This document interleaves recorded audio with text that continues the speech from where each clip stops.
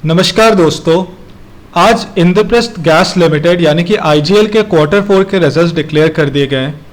इस वीडियो में मैं आप लोगों को आईजीएल के क्वार्टर 4 के रिजल्ट्स का डिटेल एनालिसिस करके बताऊंगा। उनके क्वार्टर ऑन क्वार्टर नंबर्स का कंपैरिजन भी करेंगे और उनके फाइनेंशियल ईयर 2018-19 के परफॉर्मेंस को करंट फाइनेंशियल ईयर यानी कि 2019-20 के परफॉर्मेंस से कंपैरिजन भी करके देखेंगे। इसके अलावा दोस्तों, इनकी मैनेजमेंट ने फ्यूचर आउटलुक को लेके अपनी कंपनी के बारे में क्या क्या कहा है, उसमें से इंपॉर्टेंट पॉइंट्स मैं आप तक पहुंचाऊंगा। तो दोस्तों, इससे पहले कि इस वीडियो की शुरुआत करूं, मैं आपको अपने चैनल के बारे में बता देना चाहता हूं। इस चैनल में मैं क्वार्टरली रिजल्ट्स, ब्रोकरेज रिपोर्ट्स के एनालिसिस, कोई भी इंपॉर्टेंट न्यूज़ जो स्टॉक मार्केट से रिलेटेड या फिर फाइनेंस या फिर पैसे से रिलेटेड आती है, मैं वो आप तक पहुंचाने की कोशिश करता हूं। तो अगर आप लोगों को ये चैनल पसंद आता है दोस्तों, आपको इसके वीडियोस पसंद आते हैं, तो प्लीज़ इस चैनल को सब्सक्राइब कीजिएगा और इस वीडियोस को लाइक कीजिएगा, कमेंट कीजिएगा उन पे। चलिए दोस्तों, इस वीडियो की शुरुआत करते हैं। तो दोस्तों, अगर क्वार्टर 4 के रिजल्ट्स की बात करें पिछले साल के कंपैरिजन में, अगर इस साल का कंपैरिजन देखें आईजीएल का, तो रिजल्ट्स पॉजिटिव साइड पे ही आए।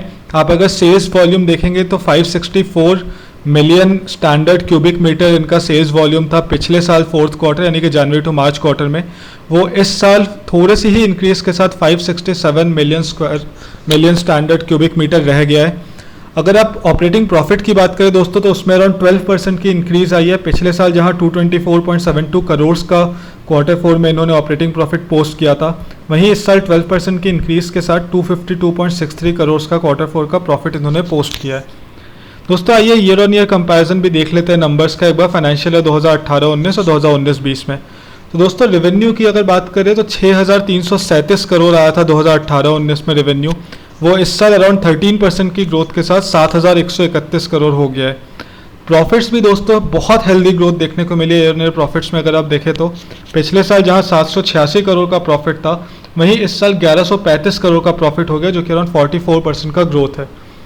तो दोस्तों, अगर आप इनके नंबर्स को बात करें तो मुझे लगता है कि बहुत पॉजिटिव नंबर्स है ये। इन करंट सिनेरियोज हम लोगों ने बहुत सारे कंपनीज के रिजल्ट्स देखे कि उनके रिजल्ट्स बहुत वीक हो रहे थे, 30% 40% तक उनके रिजल्ट्स में वीकनेस आई थी। वहाँ पे इतने पॉजिटिव नंबर्स पोस्ट कर पाना बहुत एनकरेजिंग है किसी भी फर्म के लिए। एंड वो काइंड ऑफ हमें इस डायरेक्शन में भी बताते हैं कि ये फर्म कितनी स्ट्रॉन्ग है इन टर्म्स ऑफ एडवर्सिटीज़ में अपने बिजनेस को कंटिन्यू रखने के मामले में। तो इनका बिजनेस मॉडल, इनका बिजनेस का जो मार्केट है वो बहुत ज़्यादा मेरे हिसाब से प्रोटेक्टेड है अनसर्टेन चीज़ों से। तो दोस्तों, आइए देखते हैं अब इनकी कंपनी का जो फाइनल रिजल्ट्स है उनके कुछ इंपॉर्टेंट पॉइंट्स मैं आपको बता देता हूँ। तो ड्यूरिंग 2019-20 दोस्तों, इनका जो टोटल सेल्स वॉल्यूम है वो 9% से बढ़ा। सीएनजी में 7% की ग्रोथ आई वॉल्यूम्स में, एंड जो पाइप नेचुरल गैस है उसमें अराउंड 12% की ग्रोथ आई।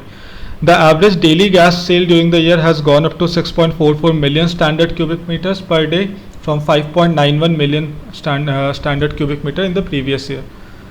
दोस्तों, आईजीएल का हम सबको पता है कि आईजीएल का नोएडा, ग्रेटर नोएडा, गाजियाबाद, रेवाड़ी, गुरुग्राम, करनाल एंड दिल्ली, मुजफ्फरनगर, इन सब एरियाज़ में अराउंड 13,000 किलोमीटर से ज़्यादा का पाइपलाइन नेटवर्क है।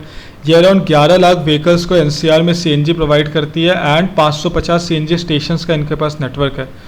इन्होंने पाइप कुकिंग गैस से अराउंड 14 लाख हाउस होल्ड्स को भी सिटीज़ में प्रोवाइड किया है गैस। अगर आप एनसीआर के रेसिडेंट्स हैं तो आप लोगों को पता होगा कि यहाँ पे आईजीएल का बहुत एक्सटेंसिव नेटवर्क है हाउस होल्ड्स गैस प्रोवाइड करने का भी।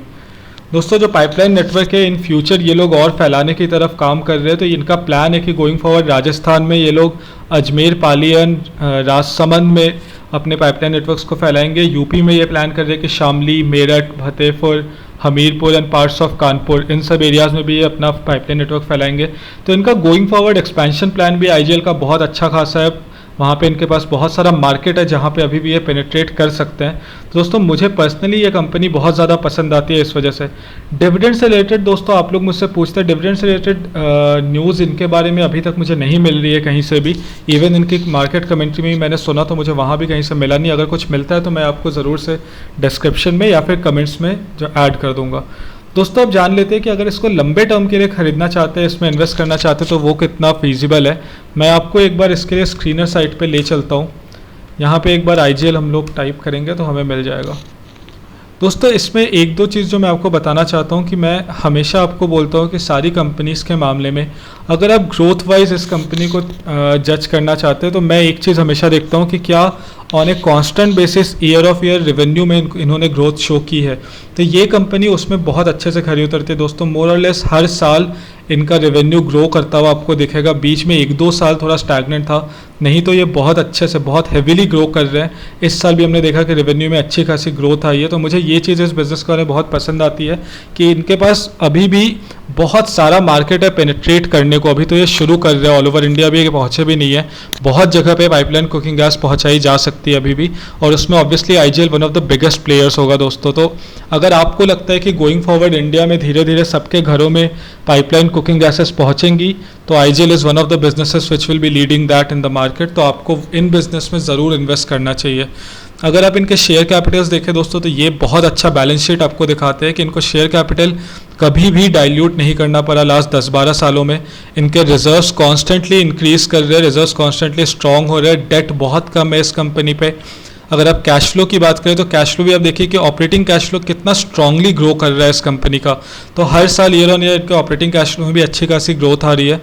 रिटर्न ऑन कैपिटल इनका 30% है, बीच में कभी 33-32% भी पहुंचा है। तो बहुत ही हेल्दी नंबर्स है ये सब आपको बताते हैं कि इनका जो बिजनेस है वो कितना हेल्दी है।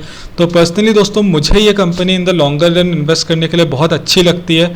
फाइनली मैं हमेशा जैसे बोलता हूँ कि डिसीजन आप खुद के रिसर्च पे कीजिए, अपने फाइनेंशियल एडवाइजर से सलाह ज़रूर लीजिए। मेरे कहने पे आप मत खरीदिए कोई शेयर, मेरे क्या किसी के भी कहने पे शेयर खरीदना कहीं से भी वैलिड नहीं है। आपके खुद के पैसे हो, उनकी मेहनत आपकी खुद की होनी चाहिए उसको बचा के रखने के लिए एंड इन्वेस्ट करने के लिए। दोस्तों अगर आपको ये वीडियो पसंद आया हो तो सब्सक्राइब ज़रूर कीजिएगा मेरा चैनल और लाइक कीजिएगा इस वीडियो को। धन्यवाद।